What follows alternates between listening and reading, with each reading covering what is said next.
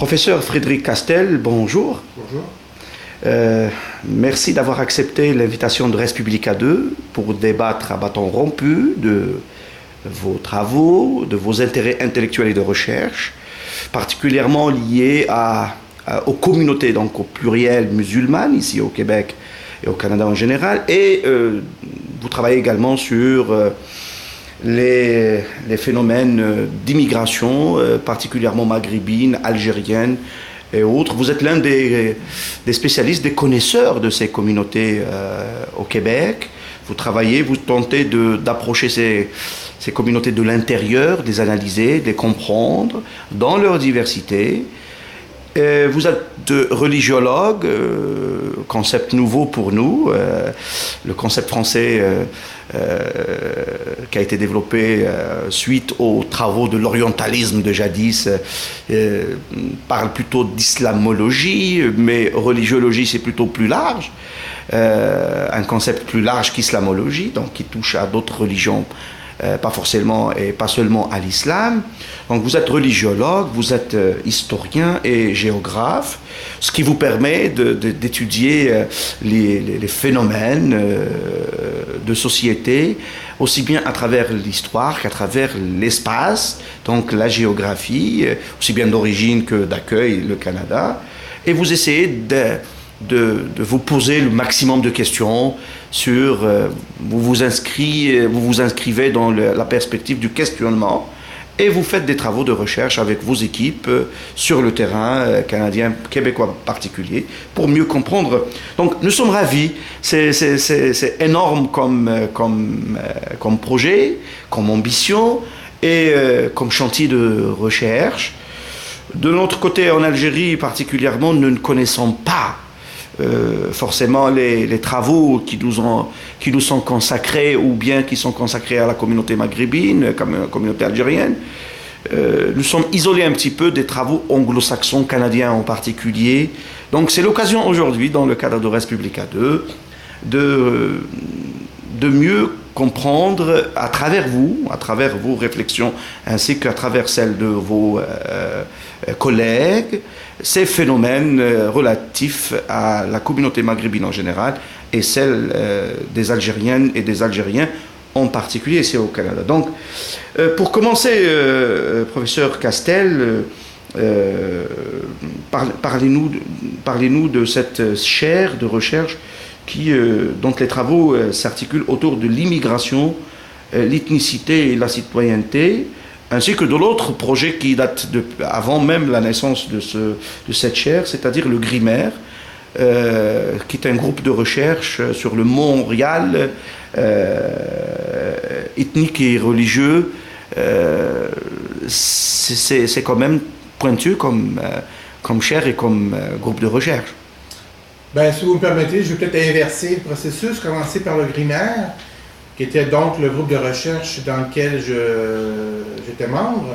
Nous étions un groupe d'une demi-douzaine de collègues enseignants en religion, je dirais, mais notre intérêt pour la religion, tout au moins dans notre département à l'Université du Québec à Montréal, est un pied dans la religion comme telle, mais un pied aussi dans la sociologie, donc qui pratique et comment. Donc, nous voulions voir comment évoluait en quelque sorte le paysage québécois lui-même en lien avec l'arrivée des nouveaux arrivants qui pouvaient avoir de nouvelles appartenances religieuses qui ne sont pas forcément le fait de l'Amérique du Nord ni même de l'Occident.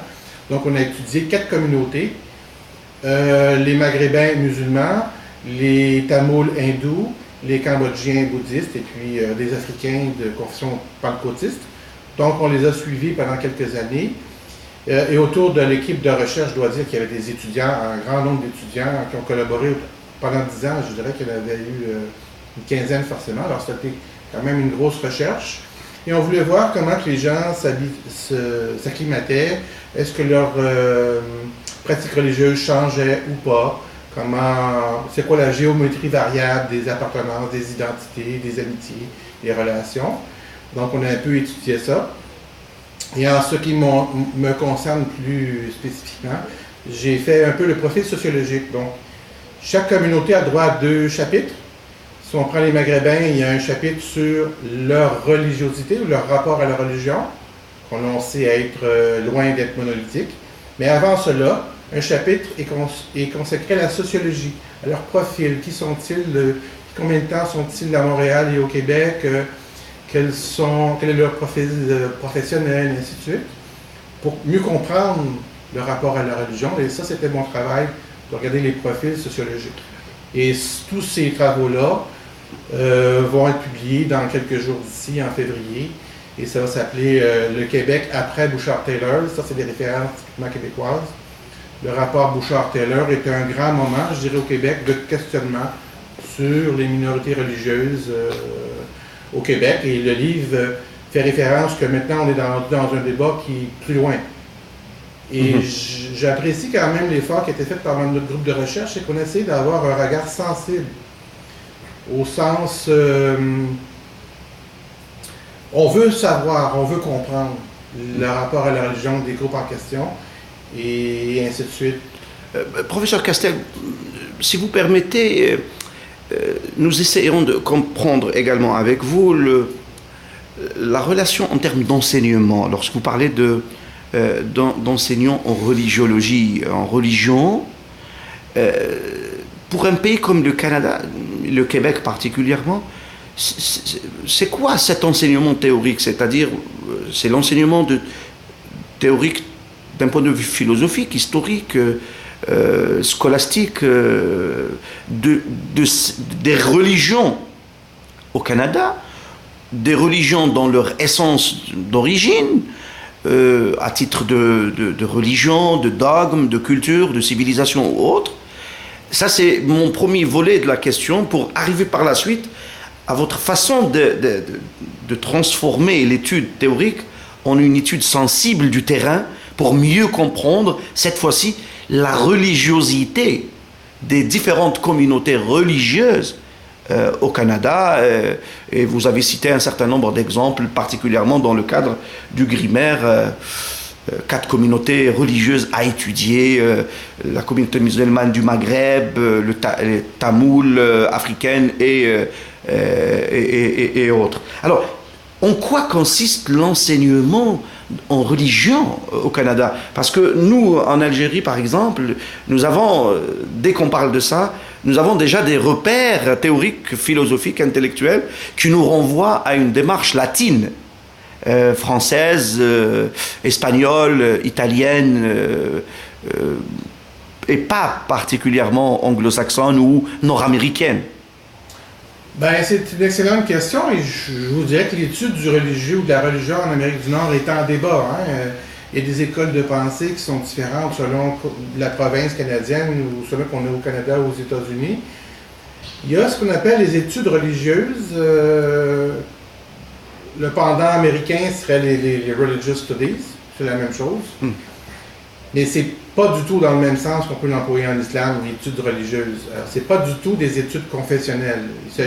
Alors, si on s'intéresse, par exemple, à l'islam ou au bouddhisme, il n'est d'aucune façon nécessaire d'être musulman ou bouddhiste. On peut être même athée et étudier le fait religieux. Donc, les études religieuses, et que moi j'appelle religiologie, c'est la même chose.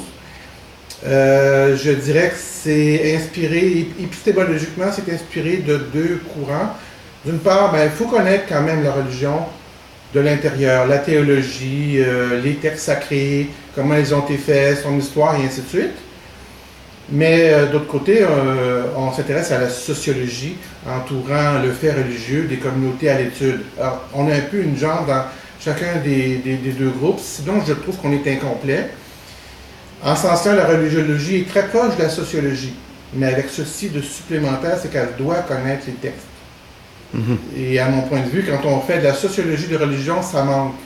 Alors, si on veut étudier un phénomène sociologique lié, prenons l'exemple des musulmans, malheureusement, souvent les gens vont nous décrire le mode de vie des musulmans, ce qu'ils font dans la ville, comment ils s'insèrent dans une ville, leurs pratiques rituelles. Pratiques rituelles, mais sans connaître les textes. Alors, et sans connaître les débats à l'interne de l'islam ou les différentes écoles de pensée. La religiologie nous donne accès à cette dimension que je trouve primordiale. Si on veut débattre du foulard en Amérique du Nord, le hijab par exemple, On est trop, en sociologie par exemple, ou en politique, trop ancré que sur l'éthique ou la philosophie ou les opinions, alors que la religion le dit, mais oui, mais il y a des dimensions spirituelles, mais il faut aussi étudier les textes et en débattre, voir l'interprétation, les interprétations des textes aussi. Il ne faut pas que ça soit divorcé de la simple question éthique. Alors, la religiologie est un petit peu entre ces deux mondes, entre la sociologie, la philosophie et l'étude des textes sacrés, mais ça n'a rien de confessionnel. Est-ce que c'est récent comme discipline ici au Canada? Parce que ailleurs on ne connaît pas cette, disons, science des religions. On connaît les religions comparées, la sociologie religieuse, les sciences religieuses dans le sens islamologie, le talmudisme, l'Ancien Testament, les études de l'Ancien Testament, les exégèses, etc., etc. Mais une science qui regrouperait aussi bien l'étude du sacré et de son historicité, ainsi que de ses transformations en termes anthropo-culturels dans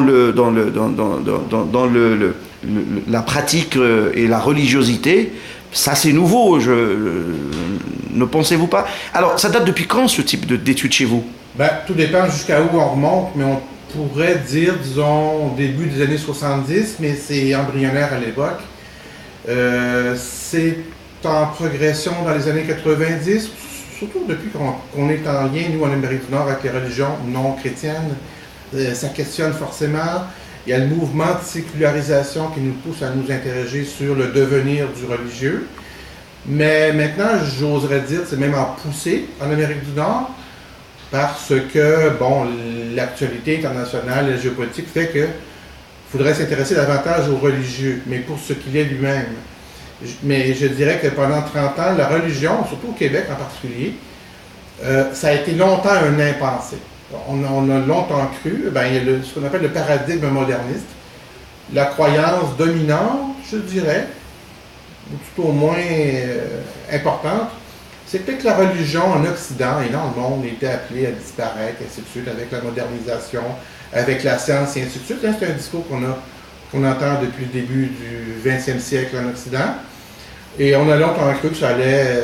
même si beaucoup de philosophes occidentaux avaient déjà pensé que le 21e siècle serait plus ou moins religieux, parce qu'ils savaient que en faisant la critique de la modernité de l'intérieur et de la technicité de l'intérieur, est-ce que cette approche, disons, paradoxale de la place de la religion dans la philosophie, dans la pensée occidentale, est-ce qu'elle n'explique pas un certain malaise, pour reprendre un concept cher à Sigmund Freud, un malaise de la civilisation? C'est une civilisation partagée entre les défis de la modernité, les implications et les exigences de la modernité, ainsi que celles particulièrement relatives à la spiritualité, à la religion, etc., etc.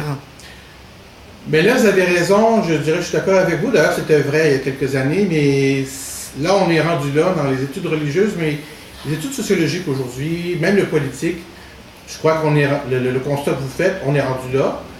Il y a des écoles de pensée, certains croient toujours que le religieux va disparaître. C'est vraiment presque une école de pensée qui n'est pas sur le point de changer. D'autres sont comme ceux qui annonçaient le 21e siècle religieux et toutes les façons intermédiaires de penser. Mais une chose est certaine, la chose qui a changé, c'est qu'on ne peut plus oblitérer le religieux, il faut le considérer.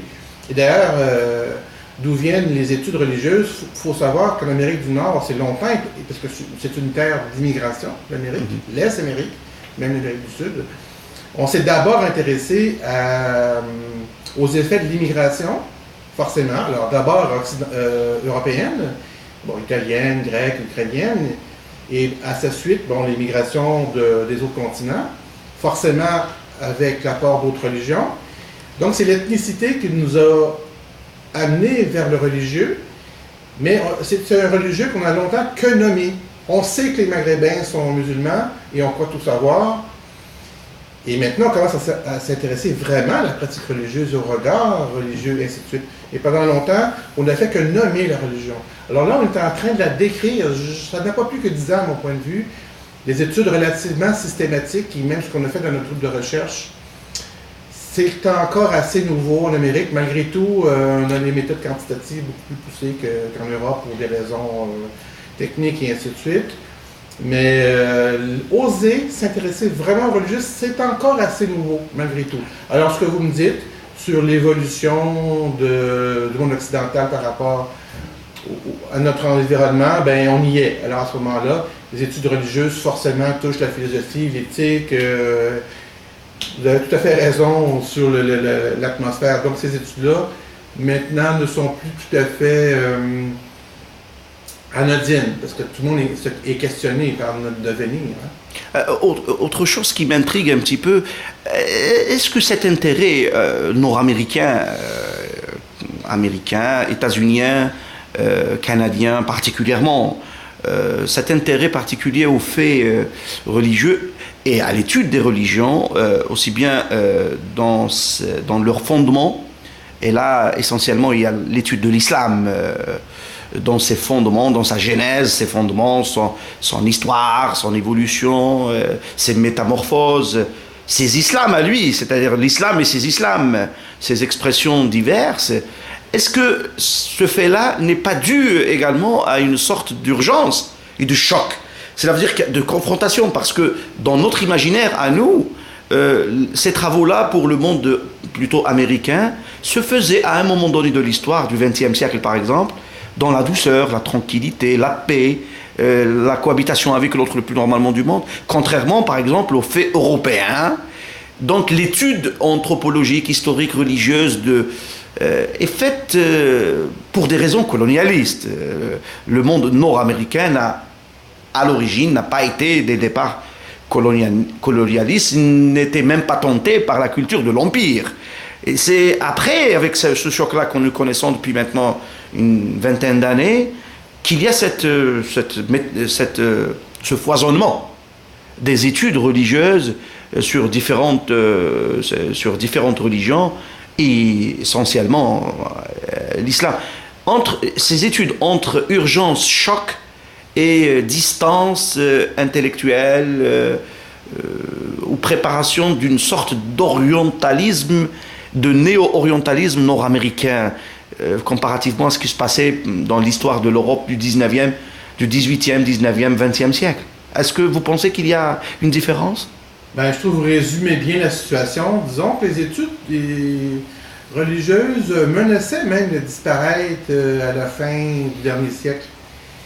Malheureusement, l'actualité internationale que l'on connaît a un peu bousculé et justifié l'intérêt, et maintenant c'est en pleine expansion, en partie pour les questions d'urgence, comme vous dites, mais les études religieuses sont dans les deux esprits. Alors, certaines sont très, très distanciées, on s'intéresse qu'aux religieux ou à la sociologie du religieux, pour ce que c'est, on veut découvrir, on veut comprendre, surtout que les communautés non chrétiennes, c'est nouveau pour nous à tout niveau, hein, au point de vue historique, au point de vue géographique. C'est un univers avec lequel on n'a pas de contact, même, je dirais, physique, comme peut avoir l'Europe, qui est presque à bout de bras là, du Maghreb ou de la Turquie, et ainsi de suite, et a des liens avec ces colonies avec d'autres religions. Donc, pour nous, c'est plus nouveau. Mais donc, il y a toujours cet esprit de saine découverte, je dirais, d'intérêt pour des univers aussi mentaux, des visions du monde totalement différentes de ce qu'on peut avoir. Surtout que les chercheurs sont à peu près toujours de background chrétien, mais peuvent être aussi sécularisés. Mm-hmm. Mais il y a aussi l'urgence que vous décrivez, qui est tout à fait juste.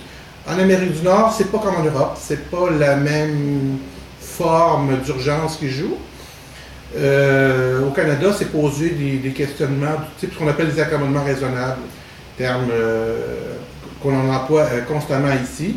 C'est lorsqu'il y a des communautés qui s'intègrent, dont le Québec, la province du Québec au Canada, bien que cette question se pose partout au Canada, est-ce qu'ils demandent des accommodements, des faveurs, ainsi de suite, des modifications d'un horaire, parce que nous avons une prière à telle heure, on demande à un employeur, est-ce qu'on peut faire notre prière plutôt que de travailler? Là, cette question-là est chaude parce que parfois, quand il y a trop de demandes, la société qui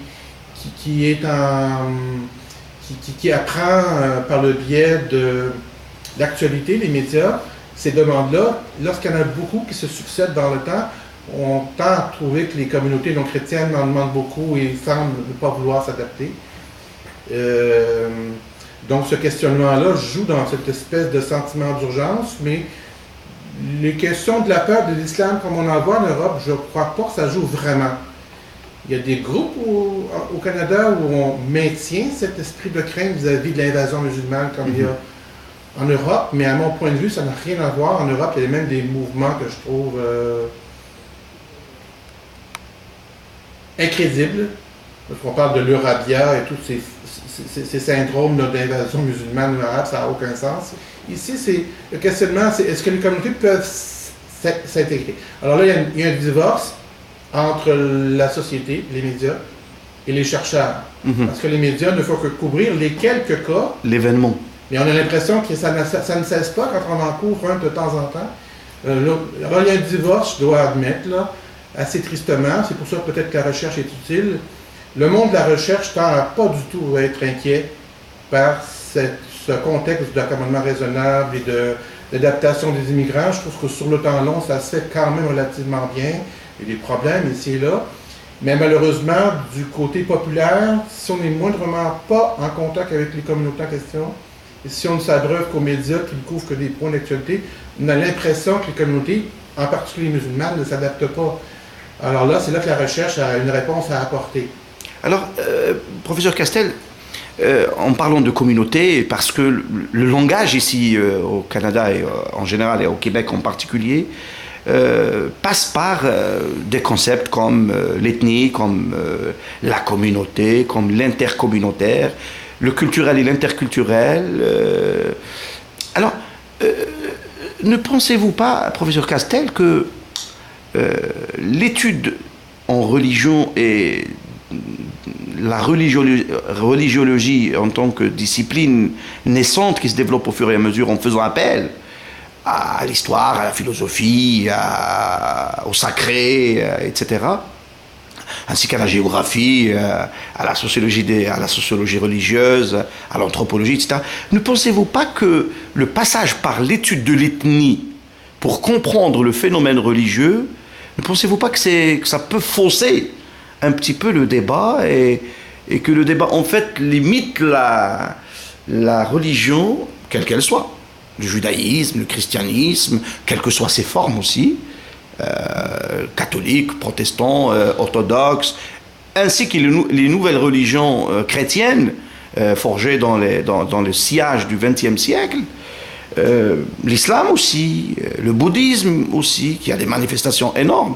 Est-ce que vous ne pensez pas que le passage par l'ethnologie, comme l'ont fait les mouvements du 19e siècle, particulièrement du 19e et du début du 20e siècle, ne fausserait-il pas l'étude approfondie des religions elles-mêmes, qui ne sont pas forcément liées à une ethnie? L'islam, par exemple, comme le judaïsme, comme le bouddhisme, ne sont pas forcément liés à une homogénéité ethnique. Alors, le problème que vous soulevez est en même temps sa propre réponse. L'idée, d'abord, on ne fait pas vraiment de l'ethnologie, on est plus proche de la sociologie. Si j'incorpore le terme ethnicité dans l'histoire, c'est l'ethnicité, c'est l'origine, bien entendu, ethnique des gens, leur identité. Mais à moins que vous me prouviez que les Algériens vivent leur islamité exactement de la même façon qu'un Indonésien, vous comprenez pourquoi il faut étudier l'ethnicité. Quitte, alors là je suis absolument d'accord avec vous, il faut se méfier d'abord d'essentialiser ce que c'est qu'un Algérien ou une Indonésienne.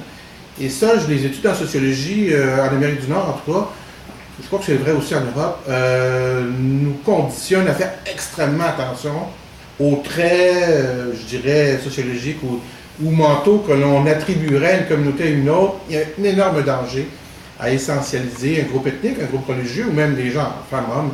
Les femmes sont comme ci, les hommes pensent comme ça. On fait extrêmement attention. Donc, le danger que vous voyez, nous en sommes absolument au fait.